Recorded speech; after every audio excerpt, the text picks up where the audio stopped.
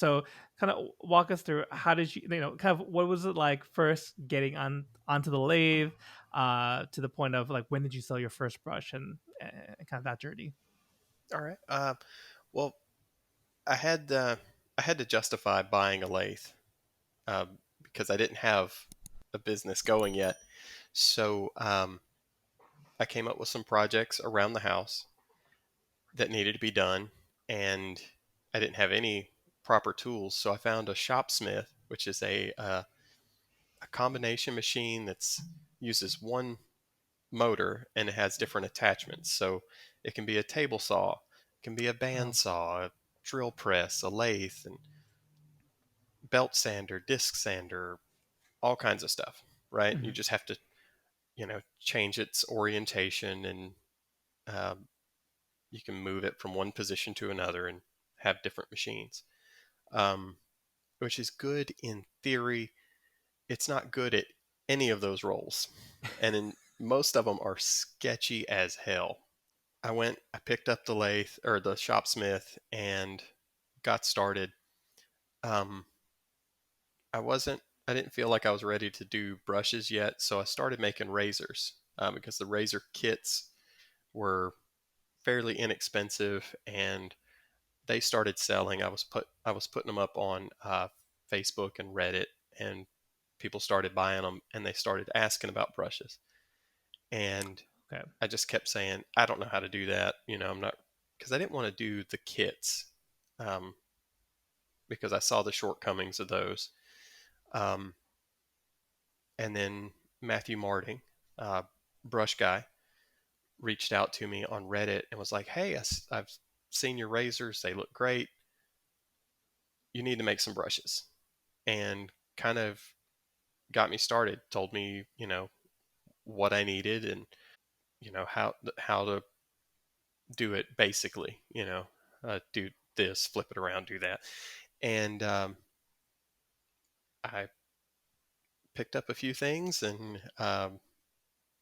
started. The first few were pretty rough looking back, but just kind of incrementally got better and started working in different materials and pouring my own resins and stuff. And Matthew was a big help there as well, um, kind of talking me through, okay, well, this is what you need to buy.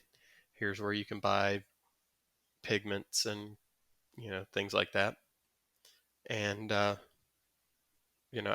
kind of passed that to other brush makers as I got going and figured it out on my own. Um, Kind of passing that on to other guys um, through the years. That's great. I feel like we've heard other similar stories, whether it's brush makers kind of helping out, people new to that craft, soap makers getting assistance. I think that came up when we Hmm. talked to Hmm. Chris Cullen of Katie's Exactly. I Bubbles. was going to say that Yeah, Chris is notorious for being the big brother of the soap community. totally. And it's like, well, on two fronts, right? For the actual soap making, and then, hey, you want to get into like making your fragrances? How do you start with that? He's such a, yeah, such a great resource. Like if he's in your Facebook group or or like subreddit, Yeah. such a valuable resource. We love you, Hmm. Chris. Rob, how many Yeah. kids do you have? I've got two. How many do you I've got. claim? I, Oh boy. well, if you'd asked me a couple years ago, it would have been a Dang. different answer. But Dang. now I've got Cash, who's five, Mhm. 6. He would have yelled at me. He's 6. What were some of the kind of like the big challenges to transition to full time brush making? I think the biggest thing was discipline. I did not think, like, if you had asked me at any point in my life if I was going to uh, own my own business or be an entrepreneur, that was the farthest thing from my mind. Um, I never thought along those lines. The goal when I was in college, I went to college for studio art, and everybody asked, "What the heck are you going to do with that?" Because frankly, I wasn't that good. Um, but the plan was, I will live in a van and sell enough to get by. That was the whole plan. Um, until I had a daughter at the age of 22, and then that kind of sobers you up.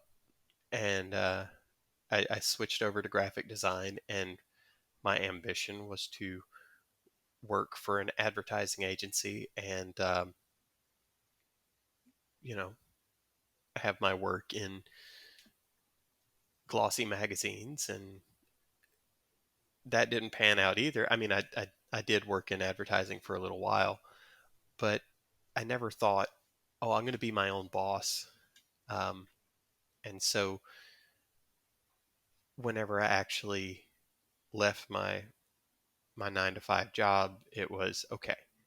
Immediately establish a schedule, because I'm a procrastinator by nature. Um, I had to force myself into a rigid structure, and that structure has changed a little bit over the last 3 years, but there's still very much a structure to my day. There's a structure to the 2 week cycle of a drop.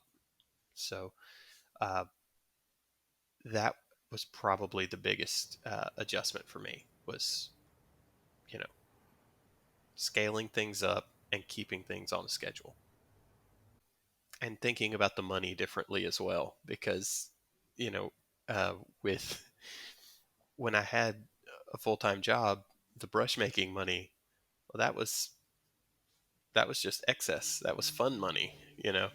And so we used it to pay off all of our debt. We did all this stuff, and if I saw a tool I needed, or wanted, I bought it. And when half of the income goes away, the half that's left is, there's no more fun to be had.